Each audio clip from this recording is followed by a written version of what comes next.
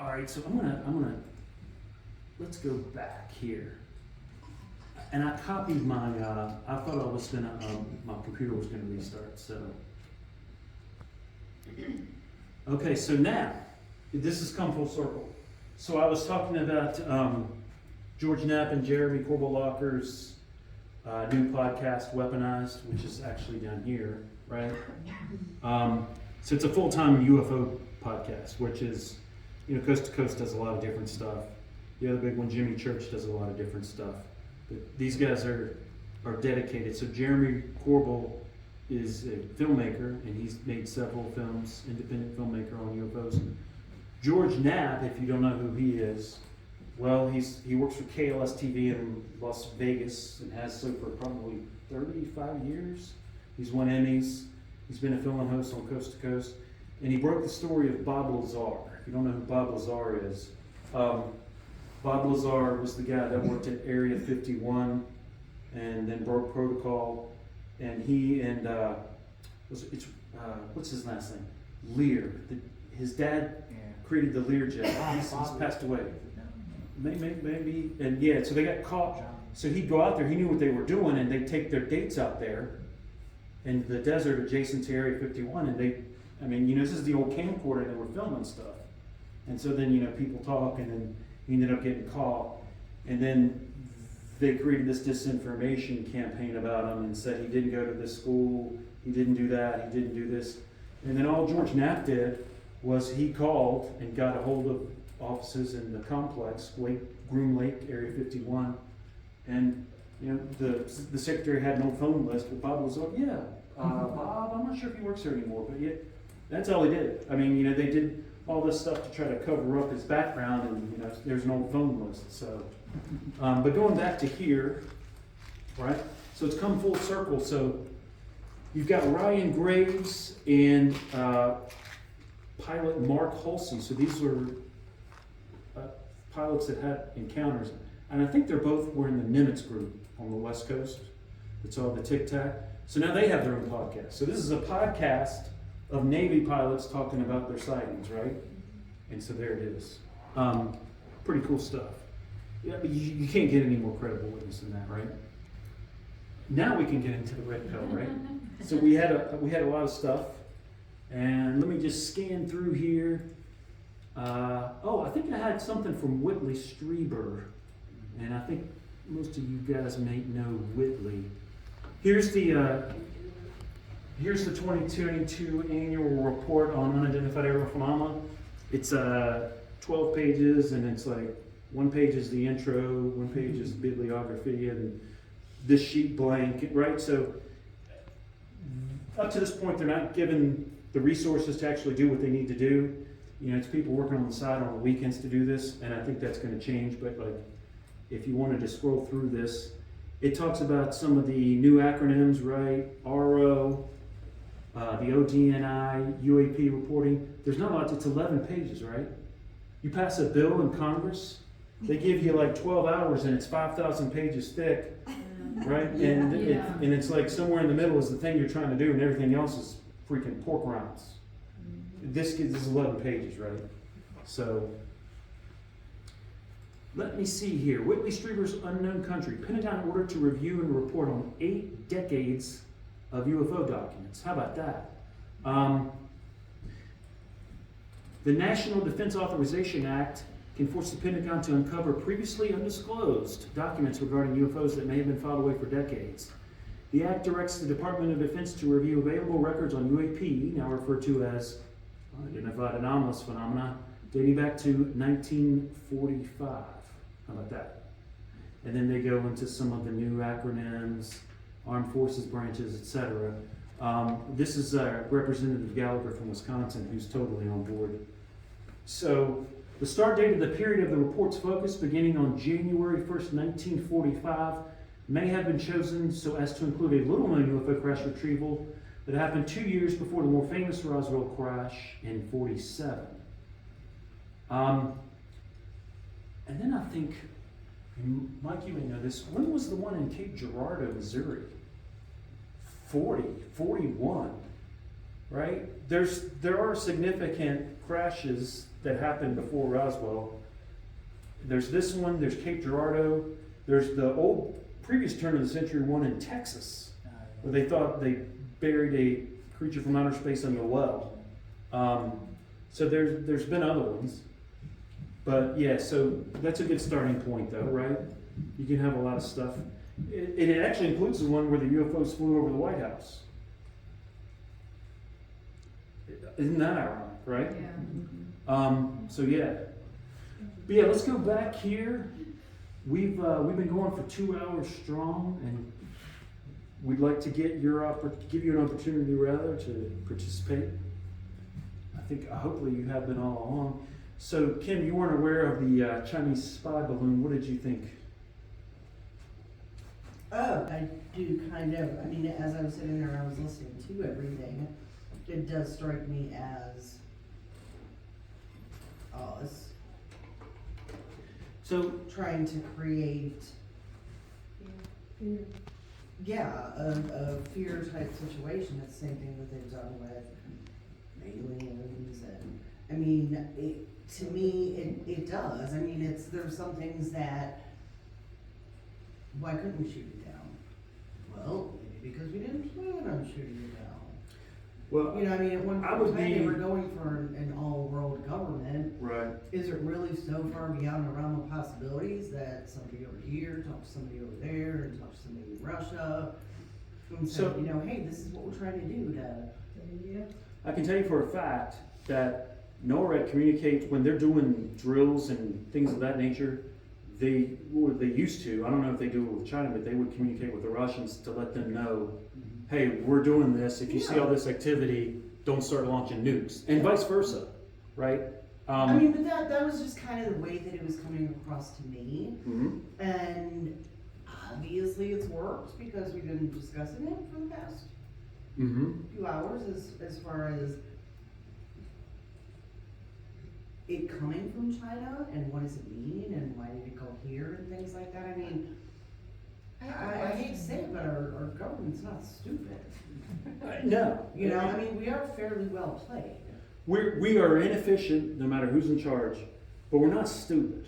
That's right. I agree. No matter who's in charge, Yeah. we're not stupid. It just seems like if they accidentally let loose a balloon floating in the wrong direction, that they would have contacted us and said, hey, our balloon's out of control, you know, don't get your panties in a wad, you know, we're trying to get it under control. And I mean, why didn't they give us a heads up on that? Why did they just let it happen and we all freak out, you know?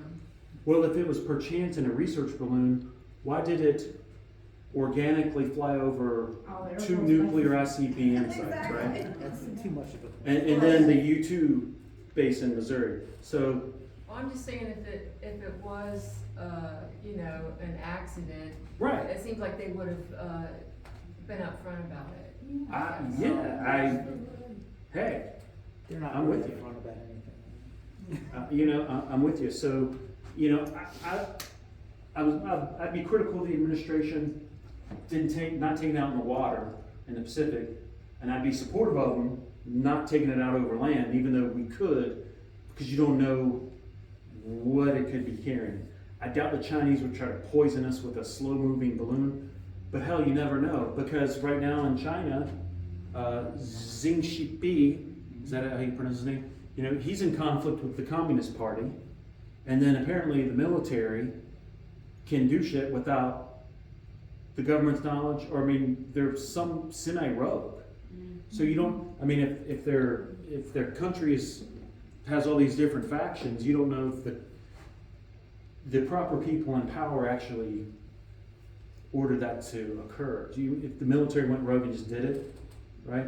I mean, it's a floating middle finger is what it ended up being. Unless people in Nebraska all of a sudden start getting rashes and sores, right? At a minimum, so. But go ahead, anybody else, somebody else had a question, right? Do we talk about the Schumann resonance? I do feel like it's a distraction, kind of like the whole look over here thing. Because the Schumann resonance has been showing a pulse for the past 24 hours of light spikes. and that's never happened before. So, you know, maybe there's something really cool and good happening, and they're trying to instill fear to distract people from the bliss that could possibly be, amping up, so. I read something too about, is it the core of the earth is changing directions? Ooh, Yeah. that's a good one. We put on Yeah. SPOCK Yeah. and we put on, Yeah, I saw that before. Ascension group. Yeah. so God, I forgot about that. So the Earth's molten It actually core, stopped. right? It actually stopped, and then they So said it's changed the, direction. to my recollection, Tim, I might need your help. So it spins, but it has stopped spinning, and that can affect, the Right, poles, right. right? It just permanently stop. Yeah. I think it reversed. For the time being, or They said every what 70 years. are the ramifications Yeah, of that's what that? kills Every plants. 70 years. If you change stop the direction. core. It's not unprecedented, the magnetic poles have flipped Before, historically. right? Yeah, it's done. Before. Oh. So it's known to happen. Right. It's just, I don't know if the significance of it is that it's happening in our lifetime, but there's. Is there any like geomagnetic ramifications or in? Well, you have this core of ionized material. If you put charge in motion, you generate a field. So that's the poles, the magnetic field that our compass detects. I don't know all the details of the physics behind it, just no more than just what came out of my mouth. If the North and South Pole magnetically vanished, I don't think it can vanish. It would just- No, never mind. Yeah, it wouldn't vanish. but It would just be at a different spot possibly. shifted. Different But I mean, do we even need it to navigate anymore? Not that I'm Do we aware need of. I think the satellites are doing all the Maybe it navigation confuses now. the birds. Yeah, right. Birds migrating, Yeah. like aquatic mammals, maybe. I don't know what. There's probably a lot of things that we don't realize that depend on that, right? Or are they being affected? You see stories in the news a lot of times where, oh crap, out in Capistrano, California, all these birds fell from the sky, and you see that from time to time, and they try to explain. But I wonder what that has to do with, geomagnetic forces on the Earth or blips in it, or because I do see those stories from time to time. Because they try to overhype it like something bad's about to happen, but it almost seems like They maybe just it's want- natural that It that is, happens. yeah, it's, It would like freak he me was saying, out. it's changed direction before. Yeah, 70 There's years lots of ago. evidence of that, throughout history of the direction changing.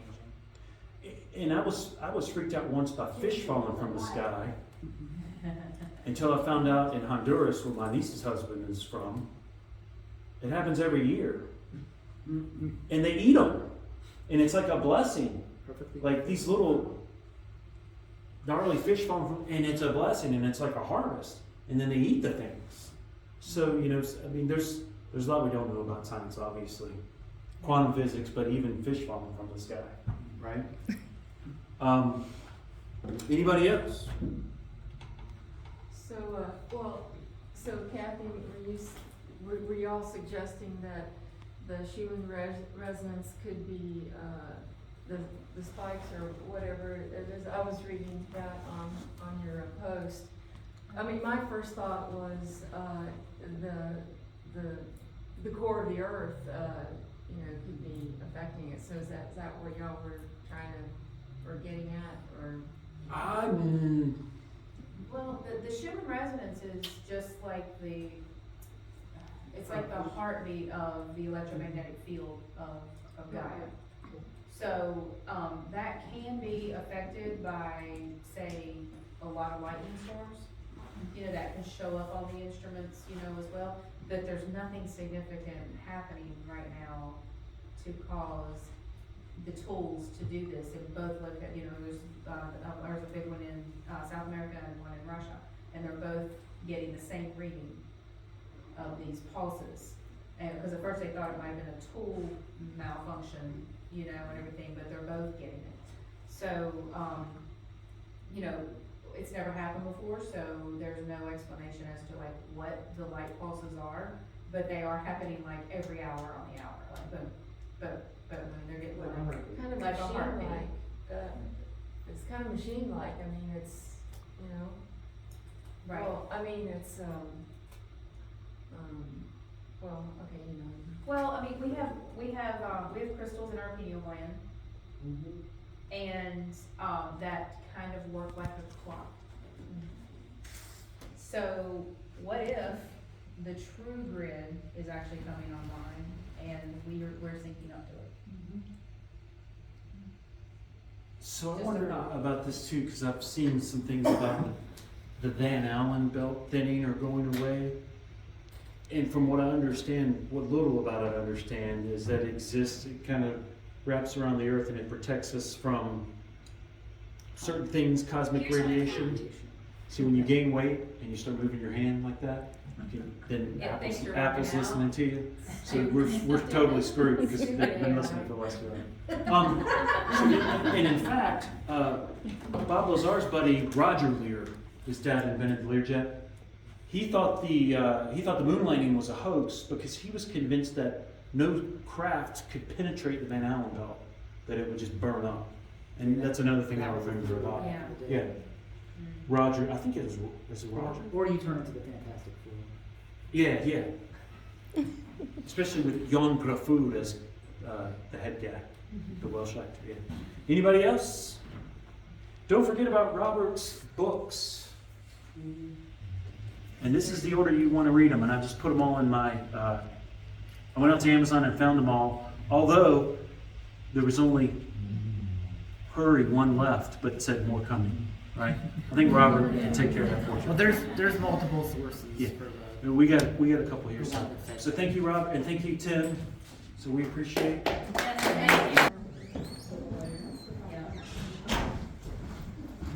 Your illustrations are very splashy, your covers, it's very eye-catching. Yeah.